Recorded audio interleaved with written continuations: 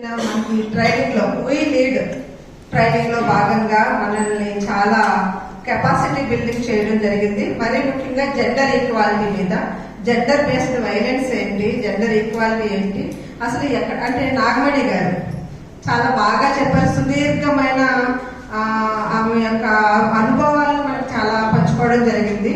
మనం గ్రామాల్లోకి వెళ్ళి పంచాయతీ పరిధిలో మరి ముఖ్యంగా కొత్త విషయాలు ఏమన్నా ఉన్నాయంటే, పంచాయతీ పరిధిలో మహిళా గ్రామ సభని ఏ విధంగా నిర్వహించాలి, ఒక రూల్ ఉంది తెలంగాణలో అనే విషయాన్ని కూడా తెలియపరిచారు. ఎందుకంటే నిజంగా గ్రామ సభల్లోకి వెళ్ళి మనం మాట్లాడే అవకాశాలు అయితే ఉండవు. వెళ్ళినా కూడా ఒకళ్ళిద్దరు మాత్రమే వెళ్తారు. అటువంటి పరిస్థితుల్లో మనకి మహిళలందరూ కూడా కూర్చుని గ్రామ సభ ఏర్పాటు చేసుకుని మహిళల యొక్క సమస్యలు ఏ విధంగా ఉంటాయి వాటిని అక్కడ ఒకసారి చర్చించి దాన్ని ముందుకు తీసుకెళ్లే విషయాల్లో ఒక వినూత్న ప్రయత్నం చేయడానికి గవర్నమెంట్ అవకాశాలు కల్పించింది అనే దాన్ని కొత్త విషయాన్ని అయితే మేము తెలుసుకోవడం జరిగింది. తర్వాత మాధవి గారు